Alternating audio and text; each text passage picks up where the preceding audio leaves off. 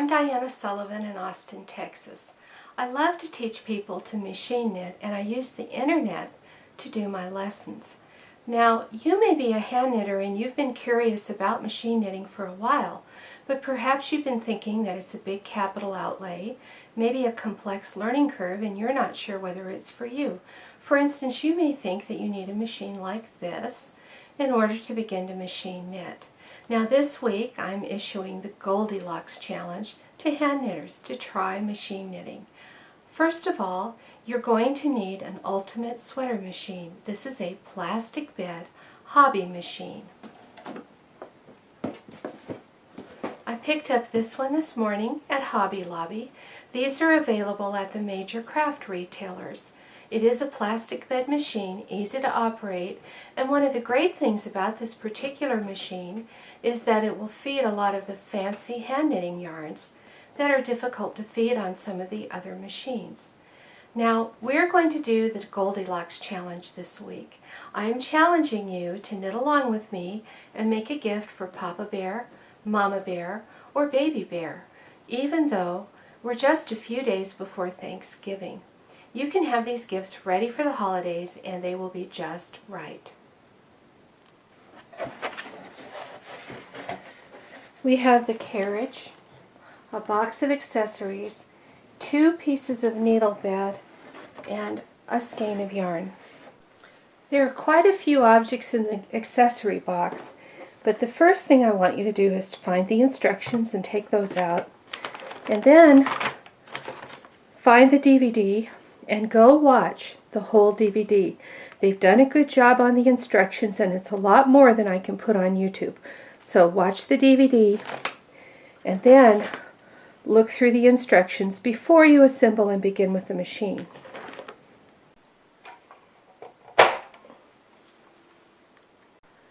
I'm going to bolt it together underneath.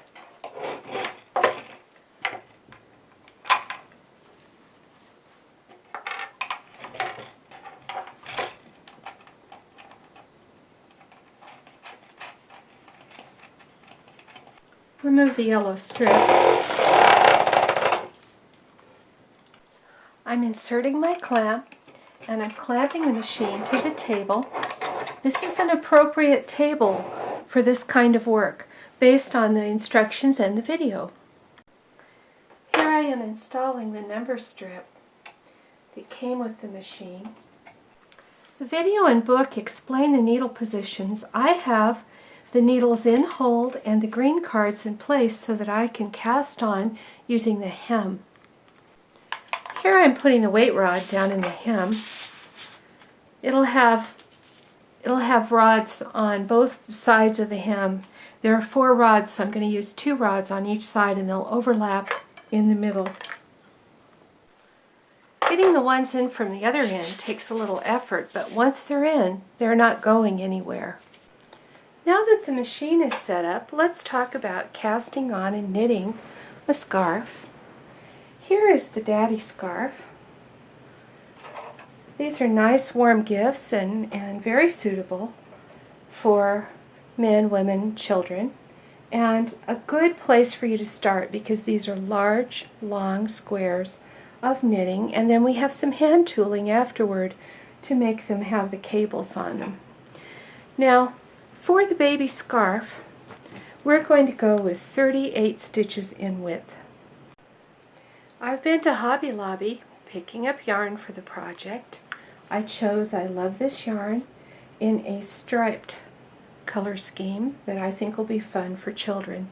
This isn't really a baby gift so much as a child's gift, a warm winter scarf. This is an acrylic American 4-ply worsted, and it has good yardage. It'll be just fine. It'll make a slow stripe. So we need that. We also are going to need some waste yarn for casting on, and I have a little bit of a contrasting waste yarn that we can use for that. Now, the first step to getting cast on is to take the green card and push the needles all the way forward. As I said, this was 38 needles, and hold them forward with the card. Then we take the cast on hem The cast on hem has a hole at the very middle so that you can find the middle of it and put it right by the middle of the knitting. And here I am with the middle matched up.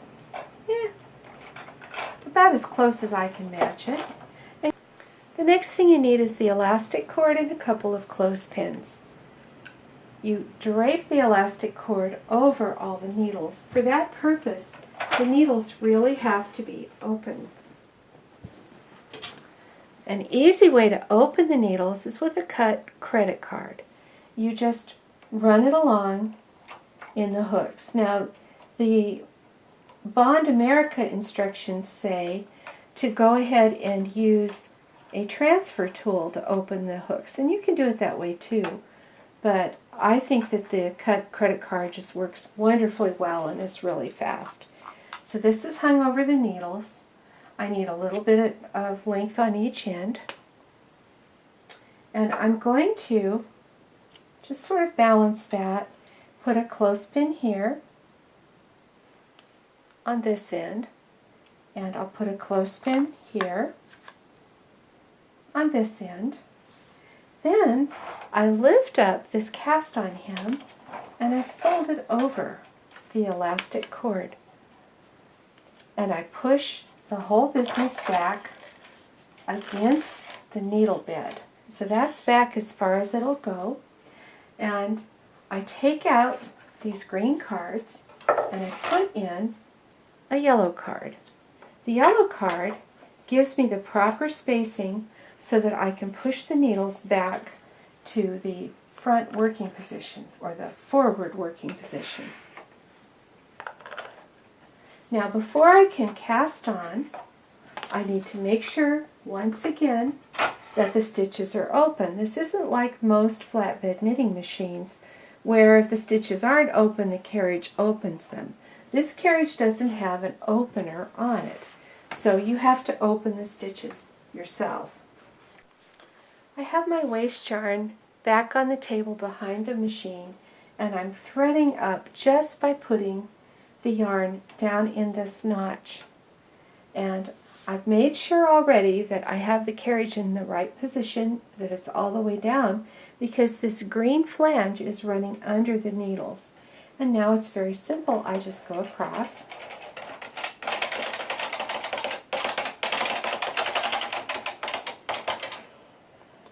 And the first row is on. 38 stitches in a few seconds. Now what I want to do is bring out some slack with this waist yarn, plate number 2, and again I just pull the yarn up as I approach the row, knit across. I don't want any tension on the yarn, I want it to be loose. And that's how you do a row. I want to do 8 or 9 rows and then I'll begin the main color. The purpose of this waist yarn is just to hold the knitting like a stitch holder. Now I'm ready to use the regular yarn. I'm going to begin by putting a clothespin on this end that I'm finished with. I'm going to pull some of the yarn out of the skein of the new yarn. I'm measuring off enough yarn to crochet across when I finish, and I'm putting on a clothespin, hanging this in the carriage, and then approach the knitting. As soon as I get to the first stitch, I can let go and have the yarn be very slack, and then just knit across. And to knit this child's scarf, what I'm going to do now is I'm just going to knit for a long time.